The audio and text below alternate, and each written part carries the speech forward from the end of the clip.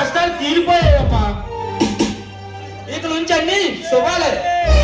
మన జీవితం మొత్తం ఆనందమయమే. ఏంటన్నయ్య అంత మంచి ఉద్యోగం వచ్చిందా? జీవితంలో ఎవరికి రాని గొప్ప ఉద్యోగం అమ్మా. మా ఎండి గారు చాలా మంచివారు. మన కష్టాలు గమనించి 10 లక్షల రూపాయల క్యాష్ అడ్వాన్స్ గా కూడా ఇచ్చాడు.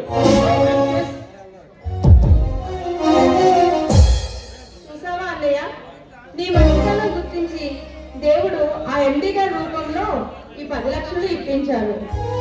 అన్నయ్య, నేను ఎప్పుడూ చెప్తూ ఉండేవాళ్ళు, నీకు గుర్తుందా? ఏదో ఒక రూపంలో మంచి ఉద్యోగం నీ దగ్గరికి వస్తుందని. నేనెలా మర్చిపోతానమ్మా. ఇంతకీ ఏంటన్నయ్య ఉద్యోగం? నిన్ను వదిలి వెళ్ళటం అమ్మా. అన్నయ్య, ఏంటన్నయ్య నువ్వు మాట్లాడేది? దుబాయ్లోని ఆయిల్ ప్లాంట్ లో జనరల్ మేనేజర్ గా పోస్టింగ్ వచ్చిందమ్మా. సంవత్సరానికి 2 సార్లైనా వస్తానుగా నిన్ను చూడటానికి. ఆయిల్ తోడుతూ ఉంటావా? వద్దన్నయ్య, ఆ ఉద్యోగం మనకు వద్దన్నయ్య. రాక రాక వచ్చిన మంచి ఉద్యోగం అమ్మా, వదులుకోమంటావా? అన్నయ్య, నిన్ను చూడకుండా ఒక్క రోజైనా సరే ఉండలేను. అలాంటిది నన్ను వదిలేసి అన్ని రోజులు ఎలా ఉంటానన్నయ్య? తప్పదు.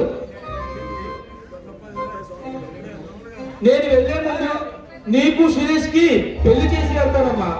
బావగారైనా తోడుగా ఉంటారు కదా. అయినా సరే వద్దన్నయ్య, నేను ఎలా వాళ్ళు సంపాదిస్తున్నాను కదా. చూడమ్మా, నాన్నగారి పరిస్థితి రోజు రోజుకి దిగజారిపోతుంది. 2 లక్షల రూపాయలు ఉంటేనే ఆపరేషన్ జరుగుతుందని డాక్టర్లు ఏనాడో చెప్పారు కదమ్మా. అంత డబ్బు మనం ఎలా సంపాదించగలం ఒక్కసారి ఆలోచించు. నేను మాత్రం నిన్ను చూడకుండా ఉండగలనా? పరిస్థితిని బట్టి మన ఆశయాలు అభిమానాలు వదిలిపోక తప్పదమ్మా. సరే అన్నయ్య, నీ ఇష్టం. సురేష్ వస్తున్నారమ్మా. 2 రోజులు అయిందన్నయ్య. నేను వెళ్ళి సురేష్ తో మీ పెళ్లి విషయం మాట్లాడి వస్తాను. అన్నయ్య, దానికంటే ముందు నేను ఒక విషవలయంలో చిక్కుకున్నాను అన్నయ్య. దాన్ని ఎలా పరిష్కరించుకోవాలో అర్థం కావడం లేదు. ఏమిటది? సురేష్ నేను ప్రేమించుకున్నాం, అది నీకు తెలుసు. అతన్ని నేను ఒక్క నిమిషం కూడా వదిలి ఉండలేనని కూడా నీకు తెలుసు. అవును, అయితే ఇప్పుడు ఏమైంది?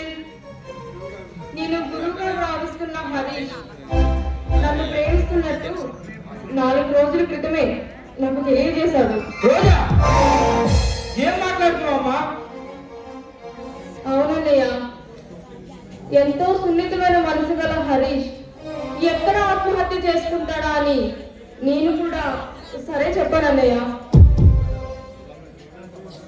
మరి నువ్వేమని సమాధానం చెప్పావమ్మా?